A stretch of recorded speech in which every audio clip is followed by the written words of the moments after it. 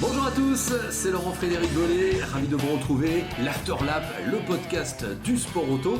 Une semaine spéciale 24 heures du Mans, hein, vous le savez, on est déjà arrivé à la fin de cette série et j'ai gardé, non pas le meilleur pour la fin parce que les autres étaient des grands invités, mais en tout cas un pilote actif qui va participer à la 88e édition, vous le voyez, c'est Thomas Laurent qui nous fait l'amitié d'être avec nous. Bonjour Thomas. Bonjour. Bon, alors Thomas, on va évidemment prendre de tes nouvelles. La veille d'une grande course comme ça, j'imagine que ce sont toujours des moments un petit peu spéciaux ou un état d'esprit un petit peu particulier. On a réalisé cet entretien la veille des premiers essais, on va dire ça globalement.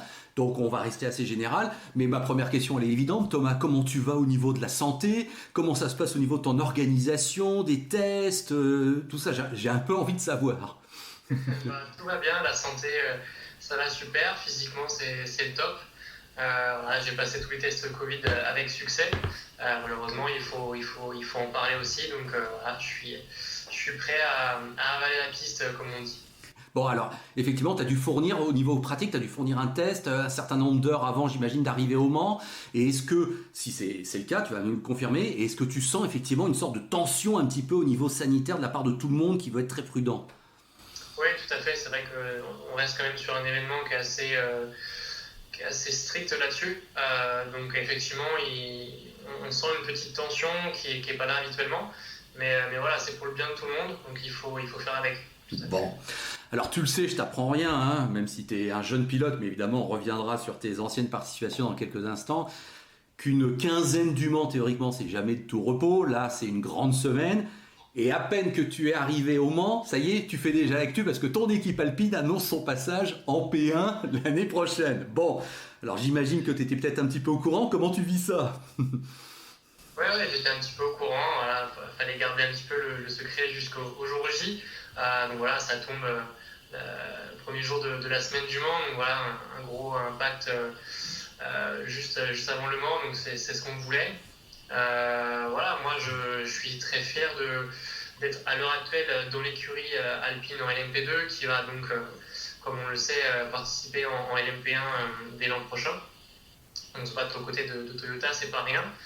Donc voilà, j'espère faire partie de l'équipe quand même, parce que voilà, en tant que pilote français, c'est vrai que défendre les couleurs bleu, blanc, rouge, ça ferait du bien, ça serait top de l'entendre sur le plus haut du podium des 24 heures du Mans. Après la victoire de Pierre Gasly à Monza, ça serait top d'entendre la Marseillaise de nouveau. Eh bien écoute, puisque tu en parles, et j'avais prévu de parler de ça plus tard, mais allons-y. Je repense évidemment à ce que tu as connu en 2017, hein, tu me vois venir, où quelques heures avant l'arrivée, tu es en tête des 24 heures du Mans. Si un jeune Français de 20 ans avait gagné le Mans en 2017, c'est sûr que ça aurait été, pour nous en tout cas, les commentateurs, mais pour tout le monde j'en suis sûr, un impact aussi important que la victoire de Pierre Gasly à Monza. Comment tu t'en souviens de ce moment forcément qui reste gravé en toi, j'imagine? Ouais, effectivement, c'est en moi, c'est dans ma peau à l'heure actuelle, donc c'était un souvenir juste incroyable. J'étais pas au courant moi quand j'étais en tête dans la voiture, donc les ingénieurs ne m'avaient pas prévenu. Une Porsche au côté de la piste, mais après il en restait encore deux en course, donc voilà, j'avais pas forcément réfléchi à l'issue de la course. Et c'est quand je suis rentré au stand que j'ai vu toute cette troupe de journalistes, de photographes autour de mon box quand je suis descendu de la voiture, que je me suis dit c'est bizarre, hein, il se passe quelque chose. J'ai été voir sur le pit wall et effectivement on était tout en haut du classement. Et c'était quelque chose d'incroyable. Et c'est vrai que pendant quelques instants, on s'est dit on va peut-être le faire. Mais après, quand on a vu les chronos que la Porsche faisait pour revenir aux avant-postes, on s'est tout de suite dit pour rester les pieds sur terre, ça passera jamais. Et voilà, c'était quand même une très très belle édition. C'était jamais fait dans l'histoire. Une LMP2 sur le podium général. Général, tout à fait, ouais. Donc ouais, c'était vraiment un souvenir incroyable, et de voir toute cette foule dans la pit lane une fois sur le top du podium, c'est juste incroyable. Et alors si je te dis, pour continuer dans l'analogie, que tu es un petit peu peut-être le Pierre Gasly de l'endurance, ce jeune Français sur lequel on se focalise et sur lequel on aurait tendance à parier s'il fallait un jour faire quelque chose de très très grand, très très fort. Tu le vis comment? Oh bah, c'est un honneur. C'est un honneur parce que voilà, moi j'en ai un petit peu bavé, mon entourage aussi pour arriver là. C'était pas de tout repos. Et voilà, j'ai créé une petite brèche au niveau des jeunes dans l'endurance. Et on évoque souvent mon cas pour parler de l'endurance en disant que là, j'ai ouvert une nouvelle porte. Et on le voit de plus en plus avec les séries en LMP3 où on voit de plus en plus de jeunes, en LMP4 aussi, enfin dans tout le monde de l'endurance. Et voilà, si c'est réellement le cas, j'en suis fier et tant mieux. Parce que voilà, moi, l'endurance, c'est vraiment mon sport de cœur. Et voilà, avoir cet esprit familial, de partage, c'est vraiment quelque chose qui me tient à cœur. Si de nos jours il faut citer un pilote français qu'on peut voir dans n'importe quelle équipe dans le monde d'endurance, dans n'importe quel programme, c'est toi. Enfin, t'es pas le seul, on va dire ça comme ça, mais en tout cas, c'est toi qu'on citera spontanément dans le top 3, top 5 maxi, quoi. Donc tu as acquis un poids incontestable en quelques années seulement. Ouais, c'est vrai que c'est monté assez vite. Jusqu'en LMP1, jusque même en LMP1 avec Toyota en tant que pilote de réserve. Donc ouais, c'est vrai que c'est monté très, très rapidement. Donc pourquoi pas l'an prochain revenir en catégorie Rennes avec Alpine. Bon, alors effectivement, tu ne nous livres pas tout, mais on imagine qu'en tout cas, tu pourrais faire sans partie problème de l'équation, ça c'est sûr. Puisque tu en parles, et je me permets de te le demander franchement, avec Toyota, mais il y a toujours des liens ou pas alors en fait? Il y a des liens d'amitié parce que voilà, c'est pareil, ça reste une grande famille, que ce soit le sport automobile ou Toyota lui-même. Mais voilà, on a mis fin au contrat dans on s'est bien entendu sur la fin du contrat, il n'y a pas eu de cassure ou quoi que ce soit. On est toujours en lien, etc. Surtout après mon crash à Spa où voilà, toute l'équipe Toyota quasiment m'a appelé pour me demander comment ça allait et voilà, pour en discuter. Donc voilà, ça reste quand même une grande famille. Moi, je suis toujours en bon terme avec eux. Et voilà, ça se trouve, qui sait, dans 2, 3, 5, 10 ans, je serai de nouveau pilote Toyota. Donc voilà, faut jamais se fâcher avec personne. Et puis, il faut laisser le futur faire les choses. Bon, ok, merci pour ta franchise et ta réponse. Comment tu vas depuis cet accident à Spa, effectivement, hein? Sacrée image qui nous a fait un petit peu peur. Oui, après, voilà, plus de frayeur que de mal, ça c'est sûr. C'est vrai que les images étaient assez impressionnantes. Je les ai revues quelques minutes après l'accident en direct. Donc, voilà, de l'intérieur, c'était pas non plus joli à voir. Mais voilà, c'est comme ça, ça arrive à tout le monde, même à des grands pilotes de Formule 1. Donc, voilà, ça fait partie de l'expérience. On apprend, on n'oublie pas, mais on passe au-dessus. Et puis on en tire toutes les bonnes conséquences. Et puis voilà, on va en avant. Alors on va en arriver vraiment à Le Mans 2020, ta participation au sein de cette équipe Alpine bien sûr. Juste ton double programme. Hein, WEC Alpine, bien sûr, Le Mans qui arrive, ELMS avec le Graph. Bon, comment ça se passe de passer de l'un à l'autre? Pas de problème? Non, pas de problème, ça reste la même voiture. Donc évidemment, c'est un gros plus. Après, certes, c'est pas non plus les mêmes setups, c'est pas la même écurie, donc il y a un petit peu de différence, mais voilà, dans l'ensemble, ça reste la même chose à conduire. Donc moi, je suis très satisfait d'avoir un double programme à l'heure actuelle. Ça me permet d'emmagasiner un maximum de roulage, surtout dans la même voiture. Et qui plus est, deux voitures très compétitives. D'une part en LMS chez Graph et de l'autre part en WEC avec Alpine. Donc voilà, en LMS et en WEC, de grandes chances de victoire sur chaque course, avec plus ou moins de chance malheureusement et chez Graph et chez Alpine. Mais voilà, c'est le sport automobile, on ne peut pas avoir et la pointe de vitesse et la chance avec nous sur toutes les courses. Donc voilà, on va attendre que le chat noir s'en aille du garage et puis en espérant ramener une coupe à la maison. Oui, parce que j'allais te dire, dis donc, les Anglais de United, là, il y en a un petit peu marre, non? Ils gagnent tout, hein, depuis le début de l'année. Effectivement, ils gagnent tout, puis j'ai l'impression qu'ils sont de plus en plus chanceux, parce que voilà, avec ces histoires de safety car, ils ont, faut le dire, hein, au deuxième Castellet, ils ont fait vraiment une très mauvaise stratégie. C'était un coup de poker, hein, certes, mais voilà, c'était pas en leur avantage. Et ce fameux safety car qui leur redonne l'avantage juste avant la fin. Et c'est comme ça. Ouais. Un jour, on l'aura aussi la chance. Et voilà, on essaiera de briller sur la première marche. Dis-toi que comme ils ont tout gagné depuis le début de l'année, ils arrivent au Mans et ils vont se mettre eux-mêmes la pression finalement. Parce que c'est vrai que pour eux, on peut penser que ce serait idiot d'avoir tout gagné pour échouer à la course la plus importante.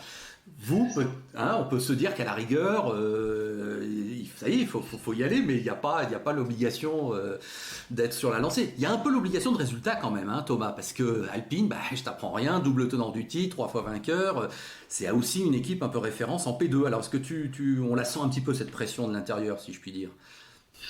Ouais, mais c'est une pression qui est, allez, on va dire, plutôt agréable, dans le sens où voilà, on arrive pas du tout en terre conquise, ça c'est sûr. C'est pas parce que Alpine a gagné 2 fois le Mans les 2 dernières années qu'on sait qu'on va le gagner cette année.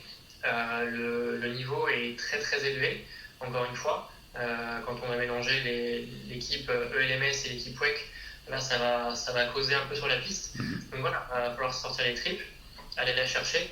Et voilà, la question que moi je me pose et qu'on se pose, c'est est-ce que ça va être une course d'endurance de 24 heures ou une course sprint de 24 heures? Oui, je crois que poser la question, c'est déjà un petit peu y répondre, si tu me permets de dire tout à fait. Mais dis donc, tes 2 dernières participations qui étaient donc après ce coup d'éclat de Jackie Chan il y a 3 ans, donc 2 ans chez Rébellion en P1, où tu es encore une fois monté sur le podium en 18 et 5e, donc 3 participations, 3 top 5, dont 2 podiums. Pas mal, hein, Thomas, hein, t'en es bien fier, je suppose, quand même. Ça va. Les statistiques sont pas mauvaises. D'accord. La question c'est oui, redescendre de P1 à P2, c'est pas quand même un drame. Non, pas du tout. Non, au contraire, c'est se battre à l'heure actuelle en LMP1, c'est pour moi moins glorieux que se battre en LMP2 à l'heure actuelle. Je pense que le changement de règlement va complètement inverser cette tendance-là. Donc c'est pour ça que je l'attends et qu'à mon avis on l'attend tous avec impatience. Mais voilà, à l'heure actuelle en LMP2, on a des choses à prouver aussi. Et je pense que l'an prochain, je parle au nom d'Alpine et non de moi, hein, mais je pense que voilà, en tant que nouvel arrivant dans la catégorie, je pense qu'ils auront aussi des choses à prouver auprès d'une firme comme Toyota. Comment ça se passe avec André Negrao et Pierre Rag? Écoute, super bien. On a vraiment des très très bons atomes crochus avec André et Pierre. André est venu passer quelques jours chez moi au Sable d'Olonne. Donc on a pu faire un peu de sport ensemble, voilà, pratiquer un peu de sport nautique, vélo, course à pied. Donc on a pu créer un lien assez fort et quasiment de grand frère, petit frère. Et même cette fameuse barrière de langue ne nous dérange vraiment pas du tout. Il comprend très bien le français, il le parle un petit peu quand il en a envie. Bon, malheureusement, le portugais, c'est loin d'être le cas. Mais voilà, en anglais, ça passe tout seul. Et non, on s'entend vraiment très très bien. Et puis avec Pierre, ça passe aussi. Voilà, c'est notre petit silver, notre petit chouchou. Et voilà, ça se passe très bien.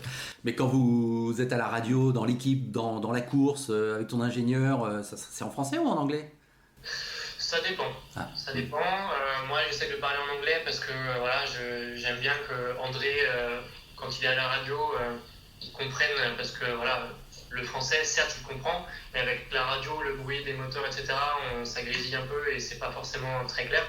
Donc voilà, plus je parle dans une langue où on se comprend tous, mieux c'est. Voilà, je sais qu'après, Linger et Pierre parlent souvent en français parce que justement, à cause de cette fameuse mauvaise liaison, il peut y avoir des quiproquos. Donc voilà, ça va dans leur sens, c'est tant mieux. On ne veut pas de quiproquos sur la piste, dire rentre au stand, alors fallait pas. Donc... Ouais. D'accord. Alors parle-moi un peu du format cette année quand même de l'avant-course, j'ai envie de dire, parce que donc la grande nouveauté c'est la fameuse hyperpole, où les 6 premiers de chaque catégorie vont se retrouver, pour son nom l'indique, oui, une hyperpole. Est-ce que d'abord tu considères que c'est important d'être en pôle, éventuellement au Mans en P2? C'est toujours bien de se montrer. Vu la grille qu'on a à l'heure actuelle, c'est vrai qu'effectivement, faire une pole, à mon avis, c'est pas rien non plus. Mais après, ça reste pas la clé pour gagner les 24 heures du Mans. Nous, notamment, on le voit je vais plus prendre l'exemple de Grave parce que c'est plus parlant, dans le sens où depuis les 2 premières courses, on part 12e et 14e, je crois, et on finit 2e à chaque fois. Donc ça veut rien dire, et c'est que des courses de 4 heures. Donc là, sur une course de 24 heures, il peut se passer beaucoup plus de choses. Donc voilà, moi et Alpine allons travailler dans le sens de la course. Voilà, si on peut aller titiller un petit peu la Super Pole, on le fera. Mais sinon, on va se concentrer sur la course et c'est ce qui nous importe. Bon, alors il y a une qualif, après les essais libres, une qualif qui va déterminer si vous faites partie des 6 premiers, la fameuse Hyperpole, et on sait que celui qui prend le départ, c'est pas rien. Est-ce que déjà vous vous êtes répartis les rôles ? Non, pas encore. Pas encore. Je pense que l'ingénieur a une petite idée. Après, voilà, il ne souhaite pas nous le dire à l'heure actuelle. Je pense qu'on en saura plus après les premières FP. Donc, à voir. D'accord. Le fait qu'il va y avoir plus de 11 heures de nuit, je ne sais pas si tu es au courant des heures de lever de soleil et de coucher de soleil, bon, c'est vrai que ça change, c'est fou. Est-ce que pour toi, ça peut être un souci ? Un souci, pas du tout. Après, ça va être plus à l'ingé de manager ça, parce que moi, j'adore rouler de nuit. C'est l'une de mes disciplines, entre guillemets, favorites. Donc, personnellement, ça ne me dérange absolument pas. Bon, c'est une bonne chose. Les températures, éventuellement, peut-être plus fraîches qu'au mois de juin. Est-ce que ça peut aussi avoir une incidence selon toi ? Plus fraîche, vu la météo qui est annoncée au moment, on est entre 28 et 32 degrés, donc plus fraîche de quelques degrés. Après, voilà, on a un petit doute sur le dimanche au niveau de la météo.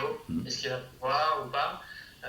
Ça annonçait un peu de tonnerre, donc qui dit tonnerre dit peut-être pluie. Alors, il va falloir guetter ça parce que dimanche, ça fait partie de la fin de course. Donc voilà, il va falloir être attentif et pas se tromper sur les bons pneus à mettre, etc. Bon, et puis dernière question évidente, évidemment, que penses-tu de ce huis clos ? Je pense que comme tout le monde, c'était inévitable, et le plus important c'est que Le Mans ait lieu, je crois qu'on est tous d'accord, mais malgré tout, ça t'embête un peu tout ça ? Personnellement, d'un point de vue en tant que juste pilote, c'est pas dérangeant qu'on fait dans la voiture. Après, vu de l'extérieur de la voiture, c'est vrai que c'est un peu moins attrayant, si je peux me permettre, parce que voilà, il n'y a pas toute notre famille, tous nos partenaires qui sont là pour nous aider tout au long de cette fameuse saison. Le public aussi qui est super important, les fans, voilà, il n'y a pas ce petit quart d'heure, cette petite demi-heure en sortant du paddock à faire des interviews avec eux, à discuter de tout et de rien, faire des photos, des autographes, etc. Là, on va aller à l'hospitalité en 30 secondes pour manger, alors que l'an dernier, c'était peut-être en 15-20 minutes. Donc, ça va changer la donne. C'est vrai que c'est dommage de voir personne. Mais bon, après, c'est pour notre sécurité, c'est pour la leur aussi. Et j'espère quand même qu'ils vont se régaler devant leur télé. Bon, écoute, en tout cas, tu sais que tu vas participer à une édition amenée à être pas complètement historique, parce que tu sais que ça a déjà eu lieu, ça a déjà été repoussé une fois Le Mans, mais enfin bon, c'est rarissime, donc effectivement, ça va être une édition assez incroyable, dans des conditions en tout cas jamais vues. Et puis Thomas, je sais pas si t'es un peu superstition, non ? T'en as avant des courses comme ça ? T'as des rites ou pas, non ? Non, j'ai rien de spécial. J'essaye de bien faire le vide autour de moi. Là, le vide s'est fait malheureusement naturellement. Donc voilà, je vais essayer de rester proche de mes proches, justement, au téléphone, pour les garder en éveil de ce qui se passe. Parce que voilà, mes parents sont fans de ça, ils tiennent un circuit de karting, donc forcément ils ont ça dans le sang aussi. Je pense que d'ailleurs ils m'ont transmis. Et puis voilà, on va essayer de garder toute la petite famille au courant, ma copine, mes parents, etc. Mesdames et messieurs, Thomas Laurent était l'invité de l'Afterlap, le podcast du sport auto. Thomas, écoute, c'est très sympa de ta part, parce qu'on sait que c'est une semaine évidemment pas évidente pour tout le monde, et notamment pour les pilotes qui vont être au départ, donc bravo, merci, bonne continuation à toi, on te suit évidemment, tu le sais, très attentivement, et écoute, j'espère qu'on pourra prendre de tes nouvelles aussi régulièrement et prochainement dans l'Afterlap. Merci Thomas. Avec grand plaisir, merci à vous. Salut. Ouais. Ciao.